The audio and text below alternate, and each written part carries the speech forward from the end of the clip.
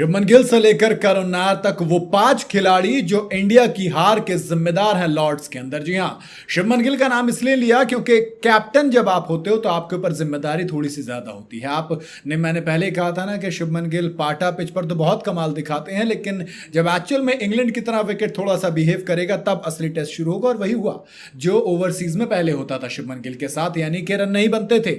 पहली इनिंग में 16 रन, दूसरी इनिंग में 6 रन, कुल मिला के बनाए 22 रन।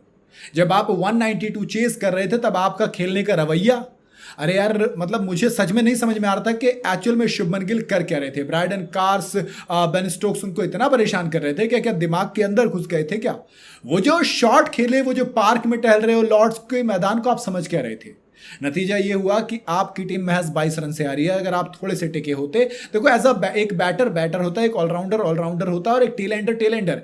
बुमराह और सिराज ने जो किया वो कमाल था, लेकिन अगर आप थोड़ा सा वहां पर टिकते तो शायद इससे बेहतर हालात हो सकते थे, रिजल्ट कुछ और हो सकता था।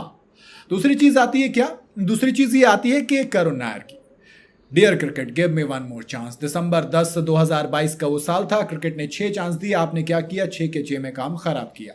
अच्छा, लोग कह रहे थे कि भाई करुण नायर प्रोग्रेस कर रहा है धीरे धीरे, देखो 40 रन भी बना दिए थे पहली इनिंग में, अब दूसरी इनिंग में सेंचुरी मारेगा। दूसरी इनिंग में और भी ज्यादा खराब किया, 14 रन बनाए।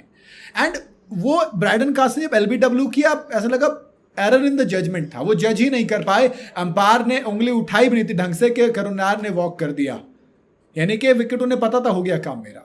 तो जिम्मेदारी उनकी भी इतनी ही बनती है।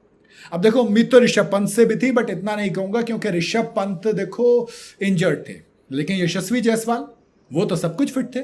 क्या आपकी ईगो इतनी बड़ी हो गई है कि आप जोफ्रा आर्चर को छक्का ही मारने जाओगे? नहीं, मतलब कोई तुक था उस चीज का? मुझे बताओ, कोई तुक था उस चीज का? नहीं था यार, बिल्कुल भी नहीं था उस चीज का तुक। आप छक्का मारने गए, आपने थोड़ी सी ईगो पे बात ले ली थी, आप बिना खाता खोले आउट हो गए, यानी कि 0 रन। मतलब मुझे उम्मीद, जायसवाल बहुत तगड़े प्लेयर हैं और जब कोई तगड़ा प्लेयर होता है तो उससे उम्मीद ज्यादा होती है बड़े मैचेस में। जब आपकी टीम 1-1 से चल रही है, आपको इंग्लैंड में 1 की लीड मिल सकती है और 192 बड़ी आराम से एनी डे आप चूज करोगे बनाने के लिए, और बन भी सकते थे, लेकिन आपने वहां पर बड़े मैच में काम खराब किया। इसके अलावा इंडिया की हार का जिम्मेदार बेन स्टोक्स भी है दोस्त। बैटिंग में लोग कहते नहीं चल रहा है, बॉलिंग में नहीं चल रहा, कैप्टन में हेडिंगली के अलावा और 2019 के वर्ल्ड कप के अलावा कुछ खास किया नहीं। आज प्रोड्यूस कर दिया जब सबसे ज्यादा जरूरत थी। इवन ब्रेंडन मैकलम उधर से कह रहे थे भाई मत कर इतनी बॉलिंग, ओवर बॉल कर रहे हो तुम।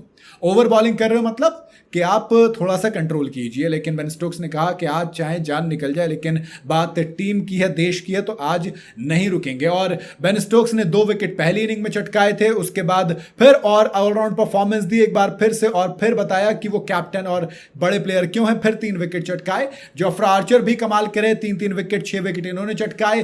वापसी की थी 4 साल बाद, वापसी में 6 विकेट कमाल की ये पारी रही जोफ्रा आर्चर की। मामला दिमाग, सिराज जिस तरीके से आउट हुआ बुरा लगा मुझे, किस्मत भी खराब थी, बट अगेन जो इंग्लैंड ने काम किया उसका क्रेडिट आप उनसे नहीं छीन सकते। ऊपर से जो रूट की वो कमाल की सेंचुरी, वो बहुत कमाल की पारी थी। 104 रन की 199 बॉल्स में प्रॉपर टेस्ट क्रिकेट हमें एक प्रीमियम देखने को मिला था। फिर बेन स्टोक्स के 44 रन की एक पारी, जेमी स्मिथ के पहले इनिंग में 51 रन, फिर ब्रायडन कार्स के इंपॉर्टेंट 56 रन। ये जो एक बीच में पारी काम खराब होता ना हमारा, वो सबसे ज्यादा खराब रहा था जब ब्रायडन कार्स और जेमी स्मिथ के बीच वो 84 रन की पार्टनरशिप हुई थी, जहां पे हम विकेट नहीं निकाल पाए थे। वो टीम इंडिया के लिए एक तरीके से बैकफुट पर ले जाने वाला कमाल रहा था।